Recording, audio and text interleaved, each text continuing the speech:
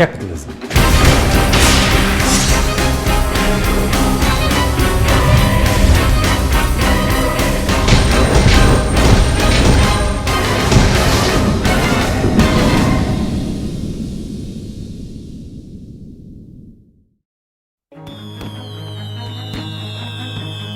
돈이 최고의 가치를 가지는 자본주의 세상.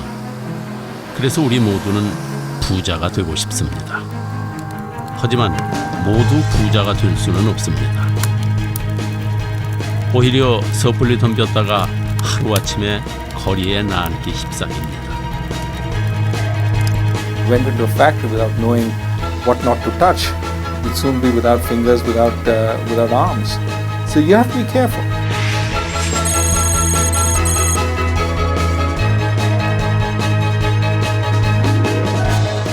The Hippocratic Oath, which doctors take, could very well have a financial counterpart, and the fact that we don't have such a thing.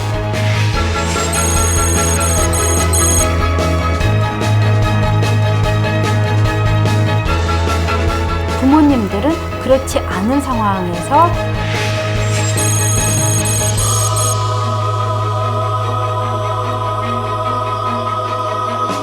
청소년들을, 즉 자식들에게 많은 것들을 지출을 하고 다른 아이들하고 부럽지 않게끔 해주기 위해서 많은 어떠한 투자를 하고 있다 하는 겁니다. 금융 이해력이 없으면 생존을 할 수 없다고, 생존에 도구가 됐다고 얘기하거든요.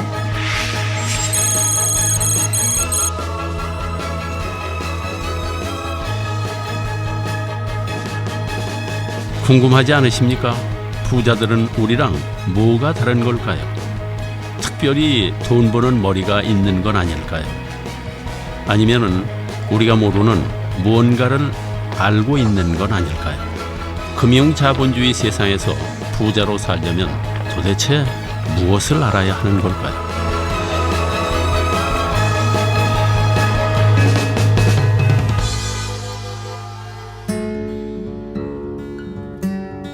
자, 그럼 30년 전으로 돌아가 제 얘기부터 시작해 보도록 하겠습니다.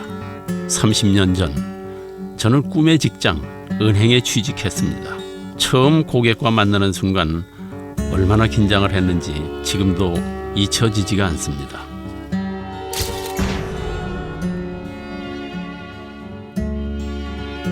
첫 손님을 아직도 기억하고 있습니다. 어서 오십시오, 고객님. 고맙습니다. 감사합니다. 돈 3,000원과 통장. 그때는 그랬습니다. 우리들 대부분은 티끌모아 태산, 저축만이 살 길이라는 생각으로 살았습니다. 안 먹고 안 쓰고 모으면 언젠가는 잘 살 날이 올 거라 이렇게 믿었죠. 거기야 그때는 한 푼 두 푼 이자 붙는 재미가 꽤 쏠쏠했습니다. 고금리 시대였으니까요. 그렇게 열심히 일하고 모아서 산업을 일으키고 열심히 수출한 결과 90년대에는 세계 시장에서 우리 경제의 비중이 크게 확대됐습니다. 그러자 금융시장 개방에 대한 압력도 거세져서 1992년 금융자율화 및 개방 시행 계획이 발표되고 금융시장이 급속도로 개방됐습니다.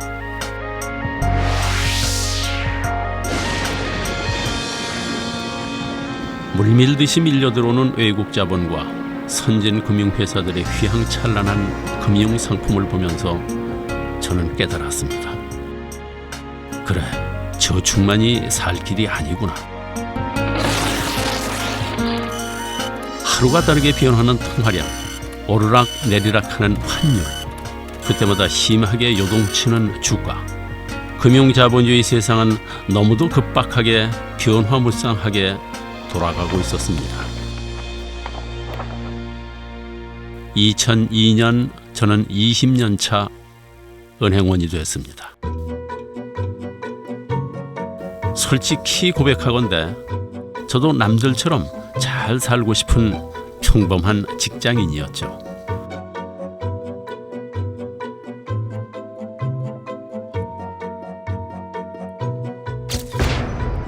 만년 과장이라는 별명이 붙었지만 그래도 IMF 때 안 잘리고 버틴 것만도 참 다행이다 싶었죠.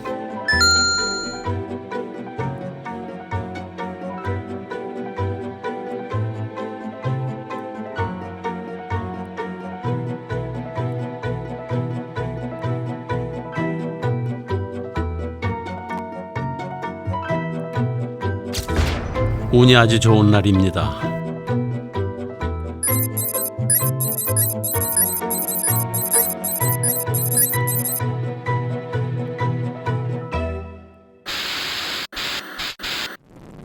(15년) 가까이 유지되던 금산분리의 빚장이 결국 풀렸습니다. 사실 이렇게 은행에서 펀드와 보험을 팔고 신용카드 발급까지 할 수 있게 된 것은 2000년에 제정된 금융지주회사법 덕분이었습니다. 이 법은 한 해 전인 1999년 미국에서 제정된 금융서비스 현대화법에 영향을 받은 것입니다. 금융지주회사가 은행 외에 증권회사, 즉 투자회사를 둘 수 있게 한 것이었습니다. 등급 조정에 따른 불안감이 이미 주가에 반영됐다는 것입니다.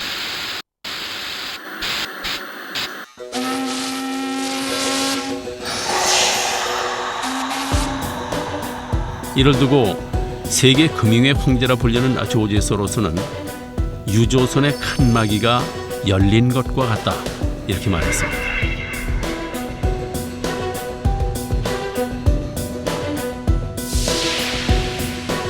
그래서 우리나라도 금융업의 경쟁력을 강화한다 하는 명목으로 금융지주회사법을 제정한 것입니다. 은행들은 기다렸다는 듯이 저마다 투자은행을 설립했습니다. 그리고 고객들에게 저축보다 투자를 하라, 이렇게 설득하기 시작했습니다. 물론 2002년 이후로 시작된 저금리 시대도 한몫 단단히 했습니다. 예금이나 적금으로 받을 수 있는 이자가 물가 상승률을 따라가지 못하니 투자가 최고라는 말이 사람들의 귀를 솔깃하게 만든 것이죠.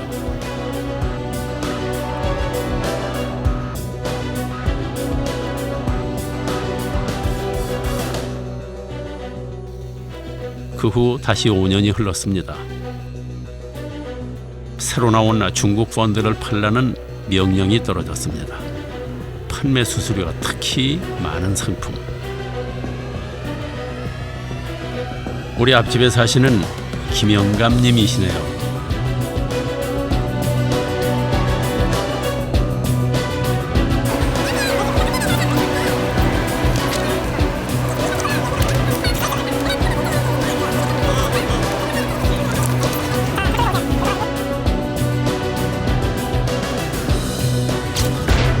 나는 그날 꼬박 30년을 넘게 모은 김영감님의 예금을 헐어 중국 펀드를 사드렸습니다.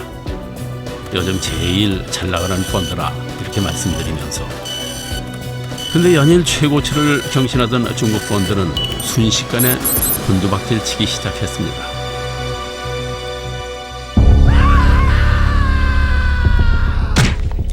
할아버지는 평생 모은 재산을 거의 다 잃었습니다.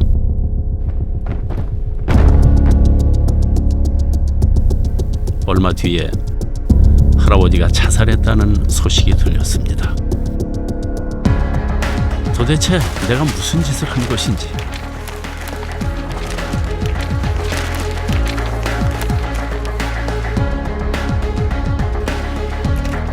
그저 은행에서 시킨 대로 한 것뿐이라고, 먹고 살려니 어쩔 수 없는 일이었다고 변명하고 싶었습니다. 하지만 이건 아니다 하는 생각이 들었습니다. 어쩌면 부자가 되기에 우리는 너무도 순진한지도 모릅니다. 은행에 어떤 비밀이 감춰져 있는지 너무도 모르고 있습니다. 이제부터 어떻게 하면 알뜰살뜰 모은 소중한 내 재산을 지킬 수 있는지, 어떻게 하면 남들처럼 돈 좀 벌었다 하는 그런 소리를 들을 수 있는지, 게을러서 순진해서 또 어려워서 몰랐던 비밀들을 가르쳐 드리겠습니다.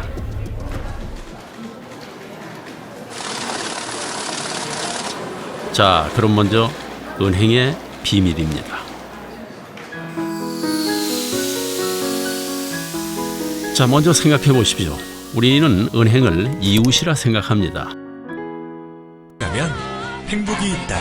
사람에서 사람으로 이 술술 1등이 참 많은 대한민국. 은행원의 친절에 감동하며 가족같이 돌봐준다는 은행의 광고를 철석같이 믿죠.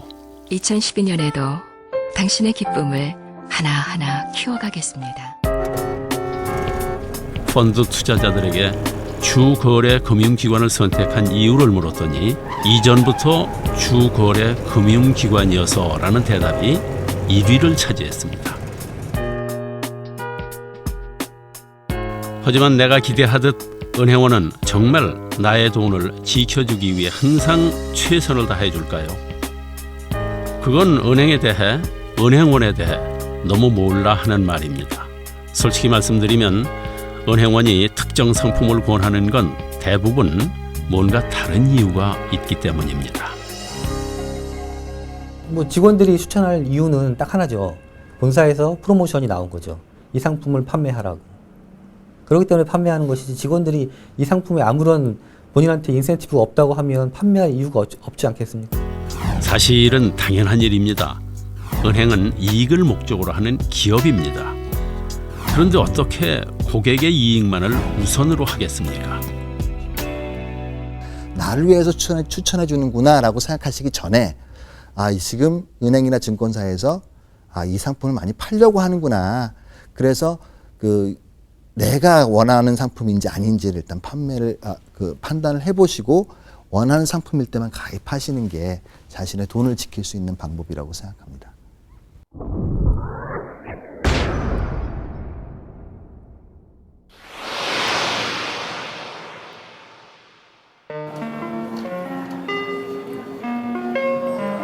은행원이 다 알고 있다 이렇게 생각하는 것도 큰 오산입니다.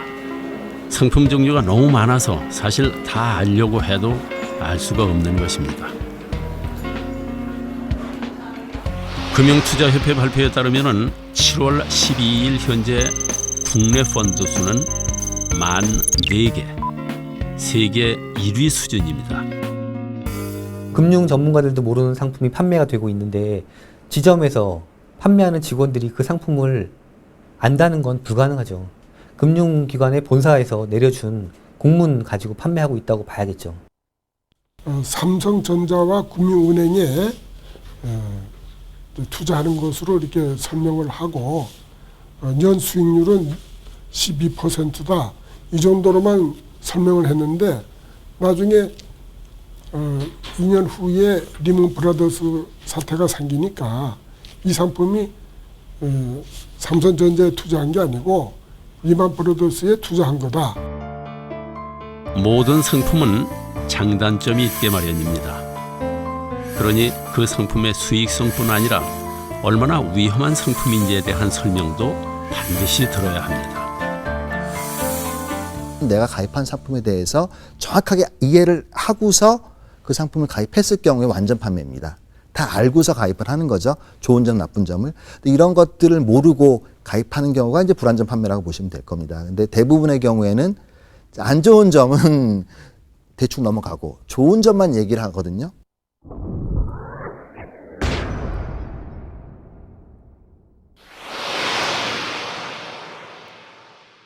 자금 인출 사태가 확산되면서 추가로 문을 닫는 저축은행이 대표적인 예가 바로 저축은행 사태입니다. 지난 5월에 솔로몬, 미래, 한국, 한주 등 4개 저축은행이 영업 정지를 당했습니다. 그리고 결국 거기에 따른 손해는 투자자 혼자 온전히 떠안게 되는 것입니다. 각종 불법 대출과 비자금 조성 문제로 은행장뿐만 아니고 정치권의 핵심 인물들이 줄줄이 구속되었습니다. 이는 2001년 상호신용금고가 저축은행이라는 이름을 얻게 되면서 시작된 탐욕의 결과입니다. 하루아침에 상호신용금고가 저축은행으로 환골탈태한 것이죠. 물론 저축은행으로 표기함으로써 국민들이 제1금융권의 은행과 착각하기 쉽다는 우려가 있었습니다. 법적인 보호장치로 마련된 것이 겨우 간판에 저축 띄어쓰기 하고 은행이라고 쓰면 안 된다는 것이었습니다. 하지만 솔직히 무지한 우리는 똑같은 은행인 줄 알았습니다. 원래는 이제 신용금고잖아요. 쉽게 말하면 이제 사금고, 그러니까 새마을금고와 같은 작은 금융회사에 불과한 건데 은행이란 이름을 붙여주니까 사람들이 은행하고 혼동을 많이 일으켜서 많은 돈을 맡겨도 큰 문제가 없을 거다라고 착각을 많이 했던 것 같습니다. 게다가 이자도 많이 준다는데 누가 마다하겠습니까? 특히 문제가 됐던 것은 후순위 채권이었습니다. 그럼 도대체 후순위 채권이란 무엇일까요?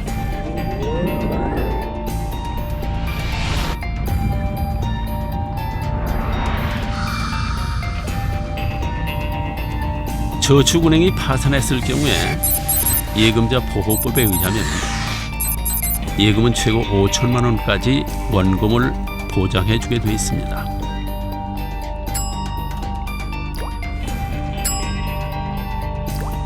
그러나 후순위 채권은 말 그대로 후순위, 즉 모든 부채를 다 갚은 다음에나 주겠다는 말입니다.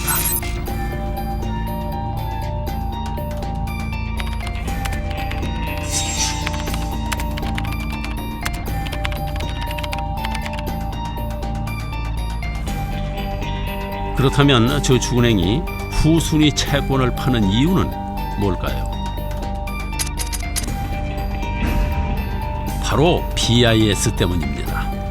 BIS는 은행의 자산이 얼마나 건전한지, 즉 믿을만한지를 나타내는 대표적인 지표입니다. 우리나라에서는 BIS가 5% 미만이면 감독기관으로부터 개선 권고나 요구, 명령을 받게 됩니다. 그런데 예금을 빼서 후순위 채권으로 돌리면 부채가 줄어들게 됩니다. 그럼 BIS가 높아지므로 자산이 건전하다 하는 인정을 받을 수 있는 것이죠. 그러니까 은행의 BIS 비율을 높이기 위해서 후순위 채권을 발행합니다. 그래서 예금 같으면 은행 측에서 보면은 빚이죠. 그분한테 돌려줘야 되니까. 그래서 그냥 부채로 잡히는데 채권은 부채로 잡히지가 않습니다. 항상 그 금융 소비자들이 아셔야 될 거는 그 높은 이자를 많이 주면 거기에 그 뒤에 숨어 있는 위험이 있다라는 거죠. 결국은 우리는 너무 몰라서, 너무 믿어서, 너무 순진해서 실패한 겁니다. 그러니 은행원의 좋다는 말에 덜컥 투자하지 말아야 합니다. 은행원이 제대로 알고 설명하고 있는지, 내게 정말 맞는 상품인지 꼼꼼하게 따져봐야 하는 것입니다. 톰 소여의 모험을 쓴 마크 트웨인은 이렇게 말했습니다. 은행은 맑은 날에는 우산을 빌려줬다가 비가 오면 우산을 건넨다.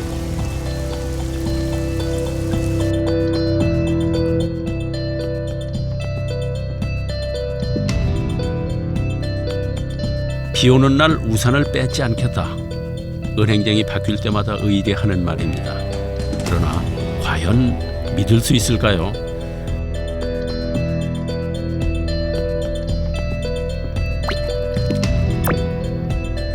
나를 가족처럼 생각해준다는 은행의 거짓말. 이제 무조건 믿으시면 절대 안 됩니다.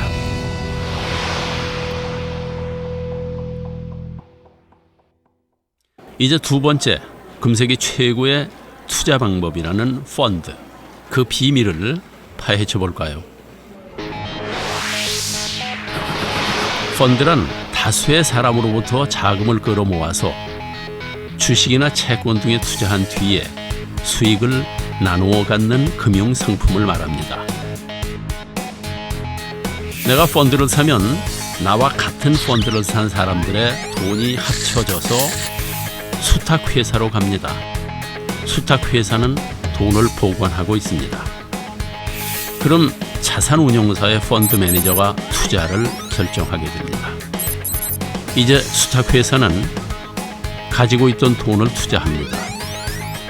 그리고 거기서 이익이 나오면 투자한 비율대로 나누어 주는 것입니다. 그러나 분명히 알아야 할 것은 펀드는 저축이 아니라 투자라는 겁니다. 투자라는 말은 한마디로 다 날릴 수도 있다는 뜻. 펀드는 어디에 투자하는지에 따라서 주식형, 채권형, 혼합형으로 나뉘어집니다. 주식형은 고수익이 가능한 만큼 위험이 큰 고위험 상품입니다. 그렇다면 수익이 높고 위험은 낮은 상품은 없는 것일까요?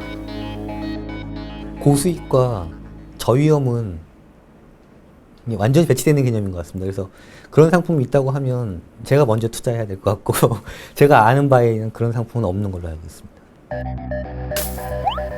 그렇기 때문에 펀드를 고를 때는 자신의 목적과 투자 스타일에 맞는 것을 골라야 하는 것입니다.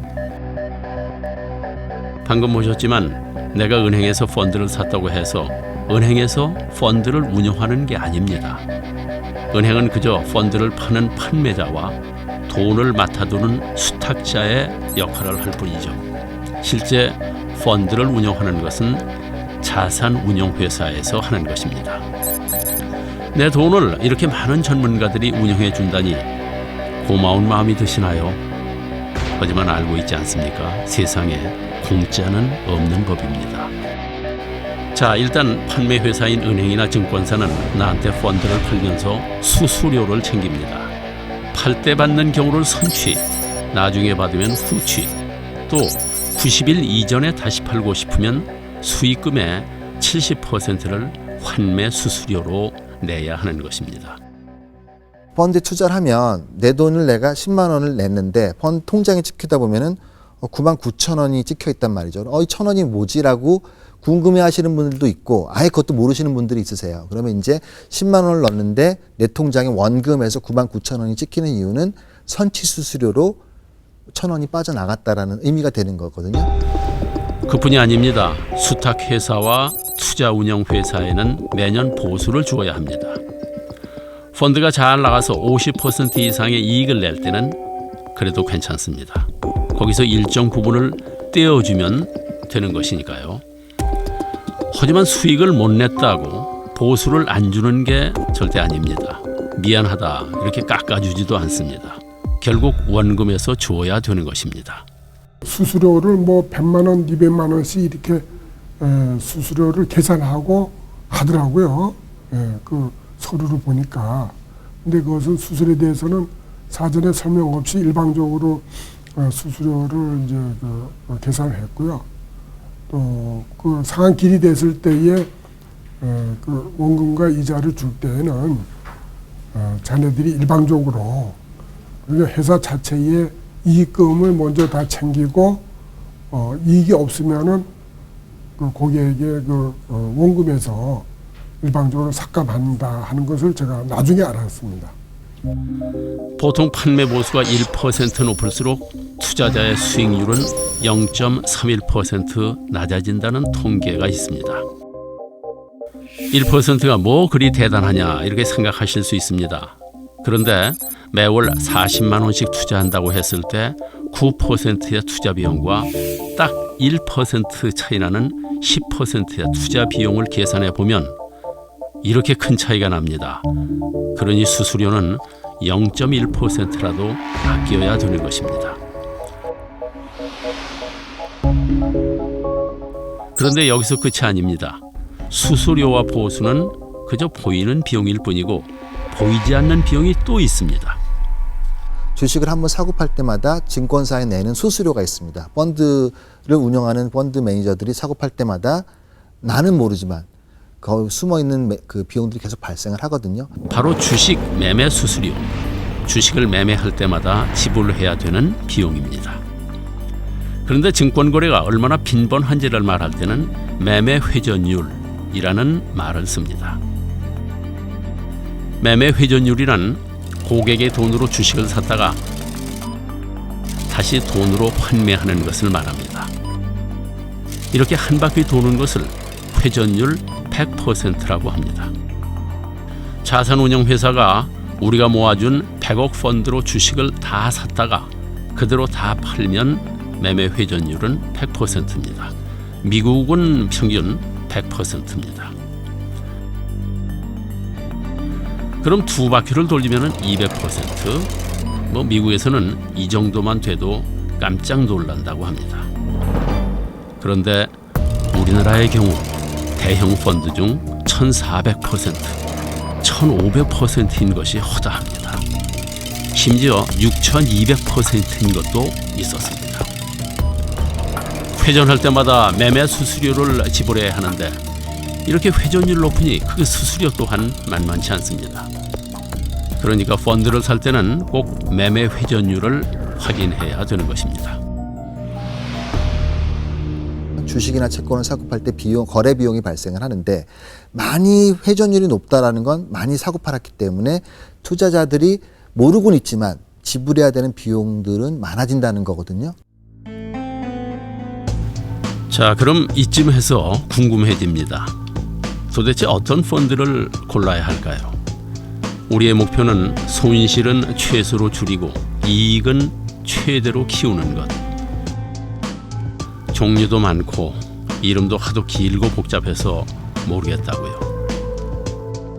다행히 펀드의 이름은 일정한 형식이 있습니다. 자, 그럼 어떻게 읽어야 되는지 알아보겠습니다. 제일 앞에는 자산운용사가 나오고 그 다음은 투자 전략이 나옵니다. 다음은 주로 어디에 투자하는지 쓰여있고 그 다음엔 시리즈 번호를 씁니다. 4라고 쓰면 네 번째 시리즈, 1이라고 쓰면 첫 번째 시리즈를 뜻합니다. 시리즈 번호가 높다는 것은 나름 잘 나가는 펀드를 의미합니다. 그리고 마지막으로 수수료 체계를 표시하는 것입니다. A는 선취, B는 후취, C는 둘 다 없는 경우입니다. 정말 길고 복잡하죠? 그래도 펀드에 가입할 땐 먼저 이름을 보십시오. 어디에 운용하고 무엇에 투자되고 또 수수료는 어떻게 내는 것인지 다 확인해 봐야 합니다. 주의해야 할 것은 또 있습니다. 바로 수익률인데요. 펀드 가입할 때 판매자가 제시하는 수익률은 다 과거의 데이터입니다. 앞으로 어떻게 될지는 아무도 모릅니다. 지금 제일 잘 나가는 펀드라는 건 이미 꼭대기에 와 있다는 것.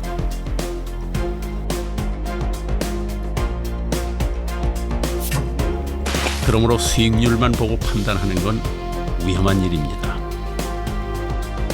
고수익 상품은 고위험 상품임을 잊지 마셔야 합니다. 또 수익률이 좋다고 이 펀드 저 펀드에만 투자해서도 안 됩니다. 자산을 부동산, 예금, 펀드 등 각각의 특성을 고려해서 분산해서 투자해야 합니다.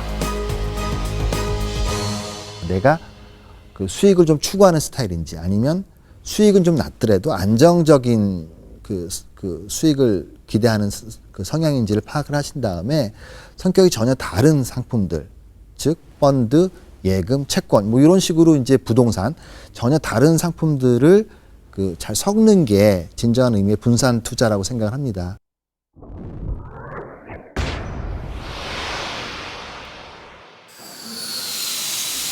다음은 보험입니다. 보험이란 위험 관리를 위한 비용입니다.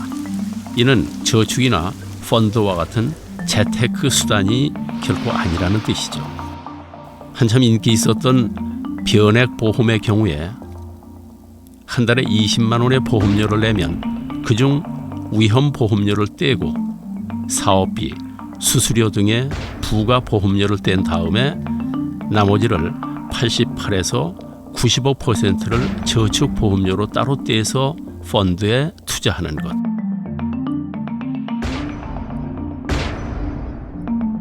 그리고 수익이 나면 그것을 연금 형태로 돌려주는 보험입니다. 근데 지난 4월 K 컨슈머 리포트는 우리나라 변액연금 상품 60개를 비교한 결과 대부분의 상품의 실효 수익률이 지난 10년 동안의 물가 상승률 3.19%에 미치지 못한다 이렇게 발표했습니다. 그 후에 변액연금보험의 가입률이 뚝 떨어졌다는데 보험을 갖다가 저축이라는 생각을 하시면서 보장성 보험에 가입을 하게 되면 굉장히 금전적으로 손실도 많이 가고 또 내가 원하는 저축 효과도 별로 없습니다. 한마디로 보험은 펀드 같은 투자 상품이 아니라는 겁니다. 그러니까 차라리 보험금이 낮은 보장성 보험에 가입하고 나머지 돈은 투자로 불리는 것이 더 나은 선택이다 이렇게 말씀드릴 수 있습니다. 보험에 가입할 때 또 한 가지 잊지 말아야 할 것은 바로 수수료와 사업비입니다. 변액보험의 경우 평균 10% 정도입니다. 행복은 가족 단위. 그런데 그중 상당한 비용이 대형 보험 대리점에 집기를 사주는 비용이나 과다한 광고비 등으로 낭비되고 있다고 합니다.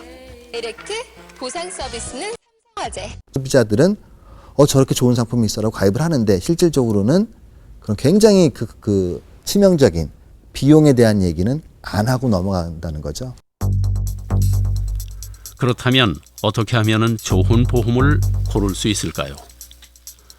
목표는 최소의 비용으로 최대의 보장을 받는 것. 물론 나의 모든 욕구를 충족시켜주는 완벽한 상품은 없습니다. 그러니 먼저 내 목적에 맞는 상품인지 아닌지 꼼꼼히 따져야 합니다. 보험은 크게 정액 보장 상품과 실손 보장 상품이 있습니다. 정액 보장 상품은 중복 보상이 되고 실손 보장 상품은 비례 보상이 되는 것입니다. 무슨 말인지 모르시겠죠?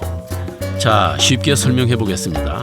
예를 들어서 정액 보장 상품으로 1억짜리 암보험을 3개 든 뒤에 암에 걸렸다면 중복 보상이 되기 때문에 각각 1억씩 3억을 받을 수 있습니다. 하지만 실손 보장 상품은 말 그대로 실제 일어난 손실에 비례해서 보상해주는 상품. 보험을 3개 들어서도 손해액을 나누어서 지급하기 때문에 내가 받을 수 있는 돈은 딱 1억뿐입니다.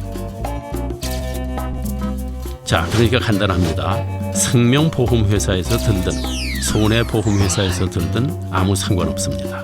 일단 정액 보장 상품인지 실손 보장 상품인지 확인해 보십시오.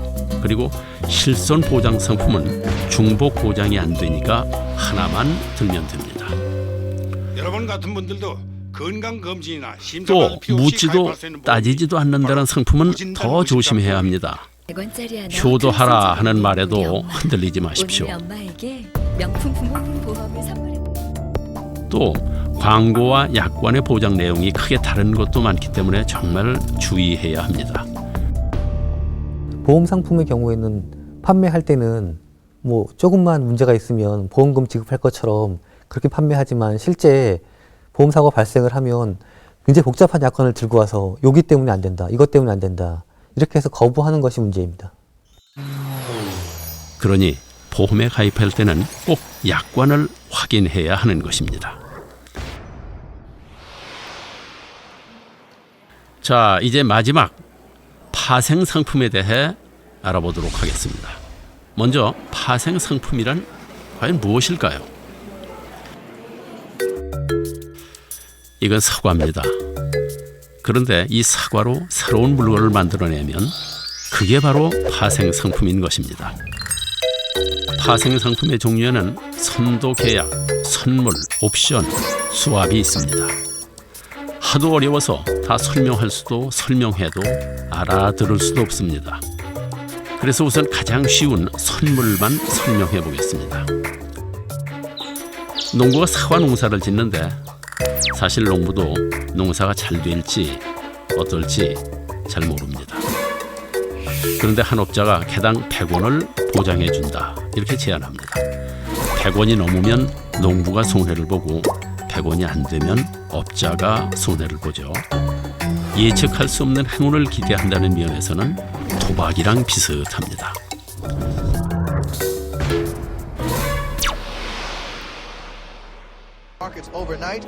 파생 상품은 실제로 지난 2008년에 발생한 미국 금융위기의 주범으로 꼽히고 있는 것입니다. 어떻게 된 일일까요?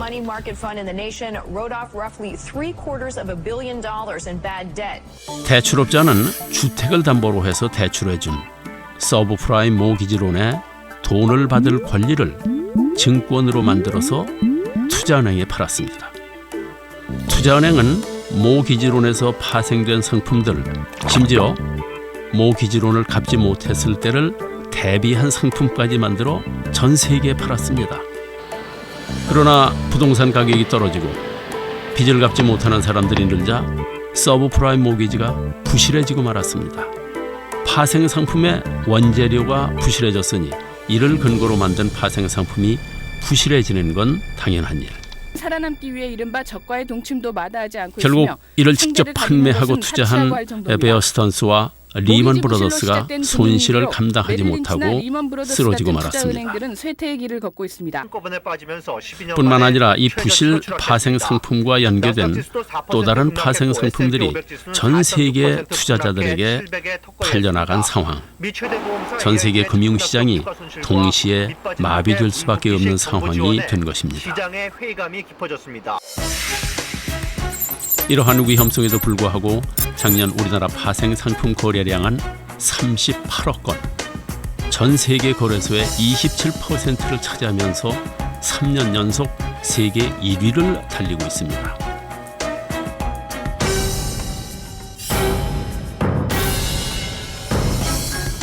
파생 상품은 썩은 사과를 성한 사과와 섞어 파는 것과 똑같습니다.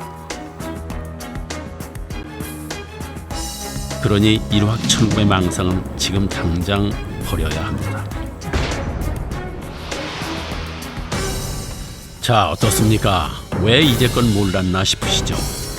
금쪽 같은 내 돈을 어떻게 그렇게 아무 생각 없이 맡겼나 후회도 되실 겁니다. 그런데 들을수록 머리는 더 아파지고 돈 벌 자신이 더 없어진다는 분들도 계실 겁니다. 이쯤 되면은 정말 돈 잘 버는 사람들은 특별한 재주가 있는 건 아닐까 하는 생각도 드실 겁니다. 돈 잘 버는 특별한 재주, 정말 그런 게 있는 것일까요? 있습니다. FQ, 바로 금융지능입니다. 처음 듣는 말이죠. 금융지능이란 도대체 뭘까요?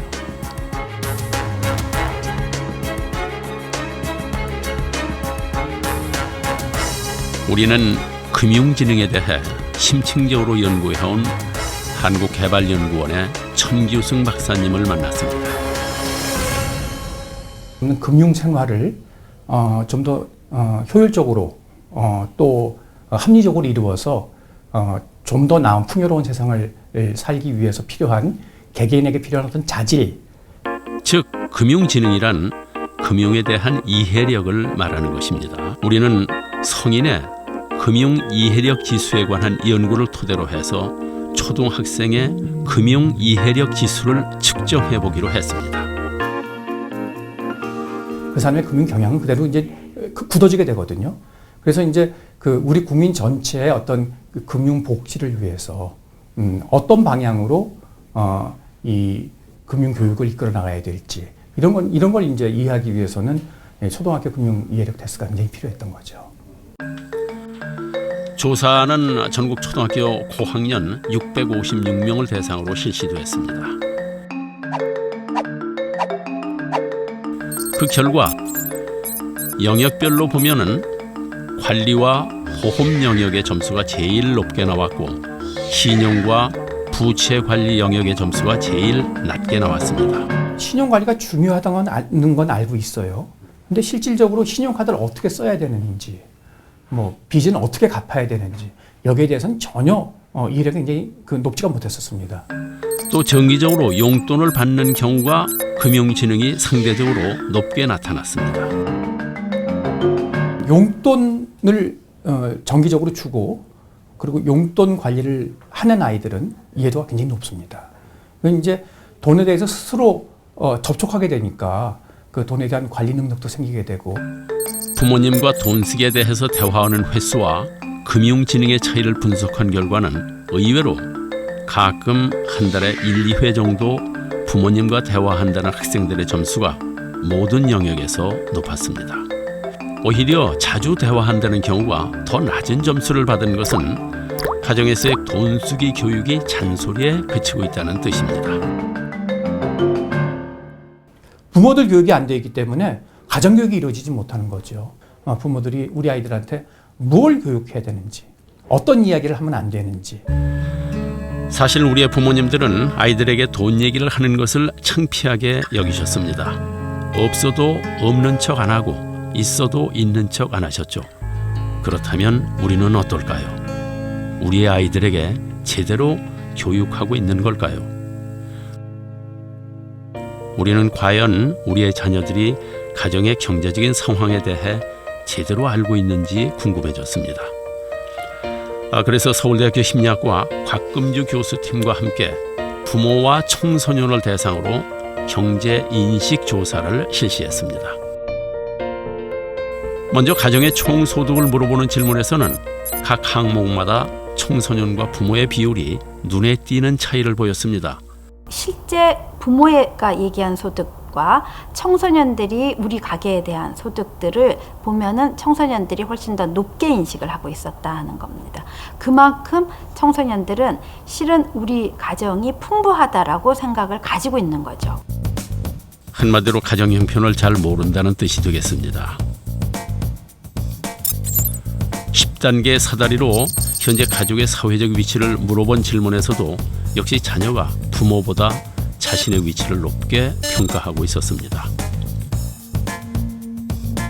가정의 생활 수준을 주변과 비교했을 때도 결과는 마찬가지였습니다. 자녀가 부모보다 훨씬 풍족한 것으로 인식하고 있었습니다. 부모님들은 그렇지 않은 상황에서 청소년들을, 즉 자식들에게 많은 것들을 지출을 하고 다른 아이들하고 부럽지 않게끔 해주기 위해서 많은 어떠한 투자를 하고 있다는 겁니다. 옛날 부모님이 소 팔고 논밭을 팔아서 우리를 공부시켰듯이 우리도 아이들에게 그렇게 하고 있는 것입니다. 금전적 지원 상황을 묻는 질문입니다. 자녀들은 내가 어느 정도 투자를 받고 있다라는 생각을 가지고 있고요. 그리고 앞으로도 이렇게 해줄 거다라는 생각을 더 가지고 있다라는 거죠. 이러한 막연한 기대감은 청소년의 돈에 대한 자립심을 떨어뜨려서 결국 나이가 들어도 계속 부모에게 금전적으로 독립하지 못하는 상황을 만들 수 있습니다. 그러므로 이제 아이들 기죽일까 봐 숨긴 일이 아닙니다. 제대로 알려주는 것이 바로 금융교육의 첫걸음이 되겠습니다. 이 프레임 자체가 바뀌었다는 걸 인정을 하고 OECD에서도 금융 이해력이라는 게 더 이상 상식이 아니라 그냥 뭐 알면 좋고 몰라도 그만인 그런 상식이 아니라 금융 이해력이 없으면 생존을 할 수 없다고 생존의 도구가 되어 있다고 얘기를 하고 있거든요. 그러니까 돈에 대해서 터부시하지 말고 돈 밝히면 안 돼. 공부만 해야 되고 너는 돈에 대해서 나중에 알아도 돼라고 하시지 마시고 그러니까 돈이라는 건 나쁜 게 아니고 행복하게 살기 위한 수단이라는 거. 그렇기 위해서 금융을 알아야 되고 개인이나 가계의 금융 의사결정은 개개인이 지닌 금융 이해력에 의해 좌우되는 것입니다. 이는 청소년기의 학교와 가정, 사회에서 이루어지는 금융교육의 깊이와 넓이에 비례하게 되어 있습니다. 이제 금융에 관한 지식과 활용 능력이 빈부격차의 차이를 가져오게 될 것은 분명한 사실입니다. 그러므로 금융 이해력은 우리가 갖춰야 할 필수 능력입니다.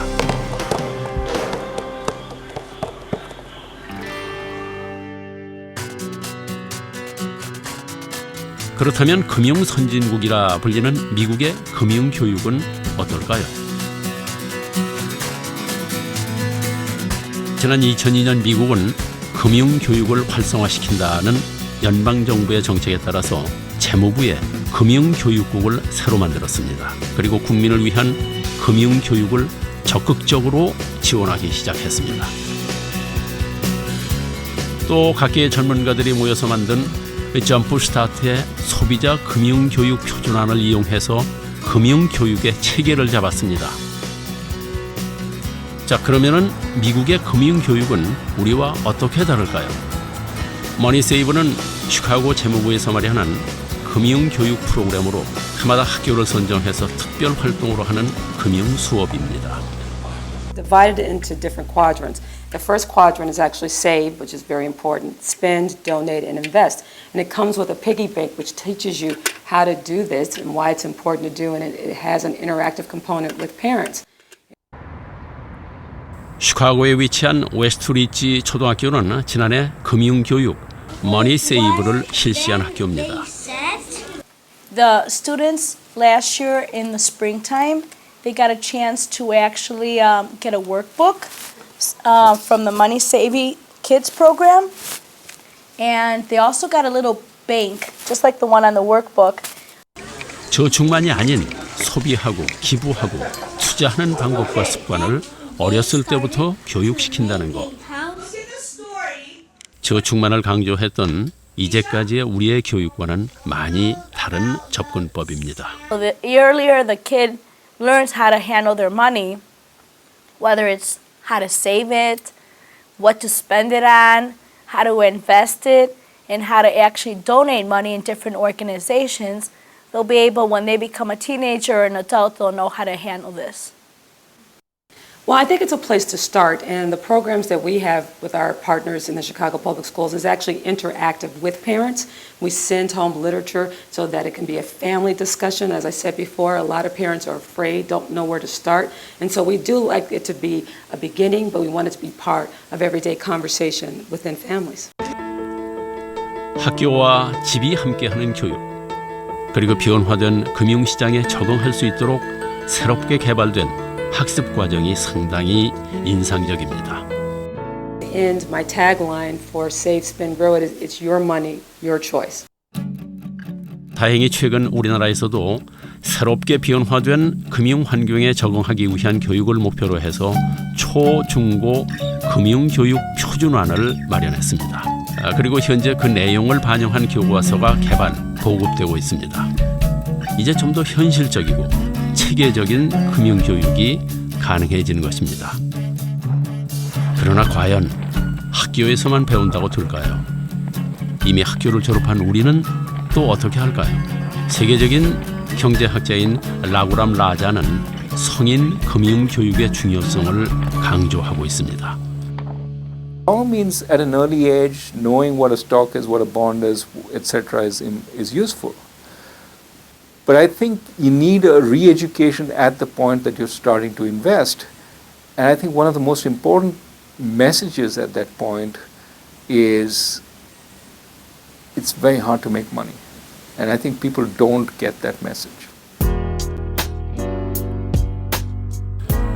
실제 투자할 나이가 되면은 재교육이 필요하다는 말입니다. 또한 투자의 위험성에 대한 교육도 강조합니다.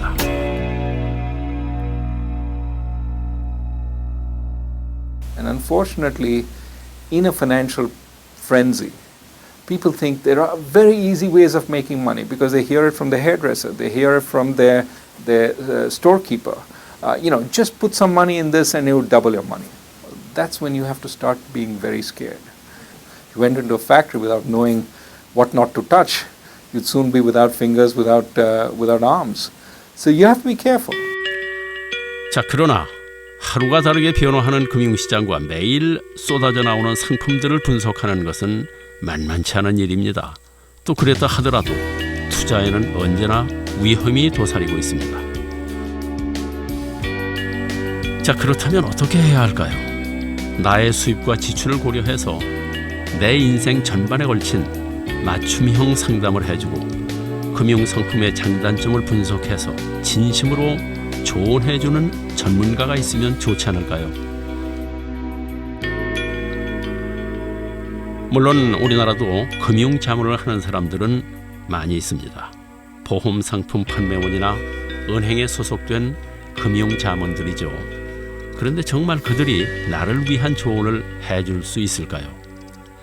여러 가지 그 금융 상품 추천에 있어서 본인들이 고객의 최선의 이익을 위한다기보다는 아무래도 판매 보수가 높은 그런 쪽의 어떤 자문이 이루어지는 그러한 불공정 거래의 우려가 굉장히 큽니다. 그래서 금융회사에 소속되지 않은 독립적인 상담사가 필요합니다. 바로 독립재무상담사 말입니다.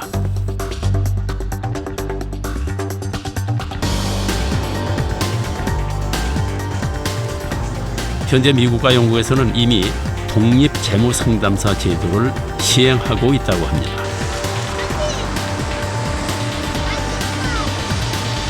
In relation to, IFAs are they're salesmen, but they're also meant to be advisors. So they're meant to be in a client relationship with them as the expert. You could argue that they're similar in a way to lawyers. Advisors will have to be paid by fee. They can no longer be paid by commission. 바로 이 점이 다른 점인데요. 수수료가 아니고 자문료를 받는 것은 상담가들이 금융회사로부터 독립적이 되기 위한 기본 요건입니다. 물론 전문성을 입증할 수 있는 자격증 제도와 상담가들이 자신의 의무를 충실히 이행하고 있는지를 살펴볼 수 있는 규제 장치가 꼭 필요한 것입니다. They have to say that they're either independent, in other words, they sell all products from all providers, or that they're restricted. They either sell only a few products and or they sell those products from a few number of providers. Again, so the customer can be clear as to whether they're receiving good advice in their interests or whether they're receiving a product which the salesmen have been paid to sell them. 물론 우리가 금융교육을 통해 알고 있는 지식들은 독립재정상담사를 고르고 또 그가 자신의 일을 제대로 하고 있는지를 파악할 수 있게 해줄 것입니다. 금융자본주의 세상에서 이제 우리는 투자자가 아니라 소비자라고 불립니다. 금융도 일반 상품처럼 국민 대다수가 이용하는 상품이 됐다 하는 얘기죠. 지금은 일반인들이 가까운 금융기관 지점에 가서 언제든지 금융상품을 구매할 수 있는 시대가 됐고 이런 분들을 그대로 그냥 투자자 개념으로 두면 이분들을 보호할 수가 없기 때문에 금융 소비자라는 개념을 사용을 해서 보호해야 할 대상으로 보아야 한다. 정부는 지난 7월에 금융 소비자 보호에 관한 법률 제정안을 국회에 제출했습니다. 이 법률은 모든 금융상품 판매에 관해서 6대 판매 행위 규제 원칙과 건전한 금융상품 자문업을 육성한다 하는 내용을 포함하고 있습니다. 금융소비자 보호에 관한 법률에서 금융상품 자문업자에게 독립성 요건을 일정 부분 부과하고 있습니다. 지금까지 자문업은 보험, 은행, 증권 등이 각각 개별적으로 규제됐는데 이제 이를 금융상품 자문업자라고 통합하겠다는 것이 요지입니다.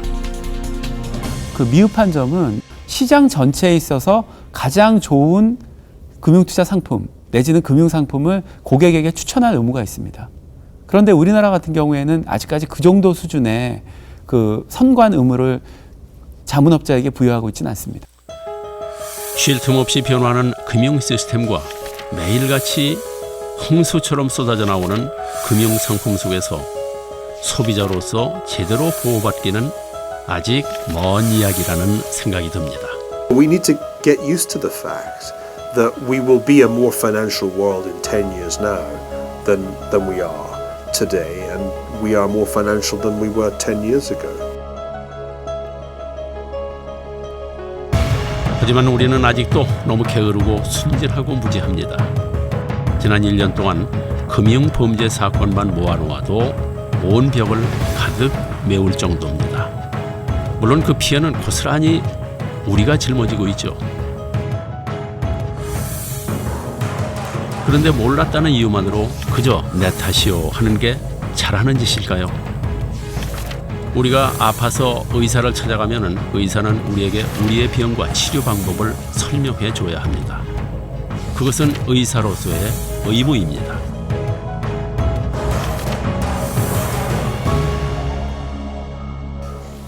Well, there are many people today who suspect that there is absolutely nothing in the way of ethics in the financial world, and that the people in banks or in hedge funds are amoral and focused exclusively on making money by any means possible.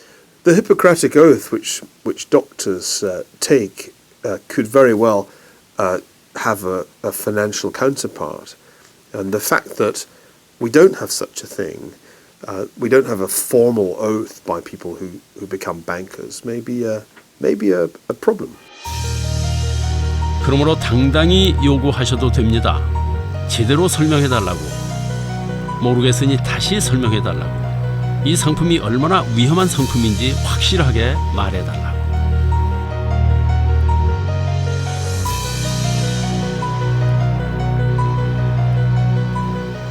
불량식품만 사람을 죽이는 게 결코 아닙니다. 불량금융상품은 온 가족의 삶을 파괴하는 가정 파괴범이자 사회악입니다. 음식을 먹을 때 불량식품인지 아닌지를 확인하고 먹는 것처럼 무자비한 금융 시스템에서 살아남기 위해서는 우리 스스로 자신을 지켜야 합니다.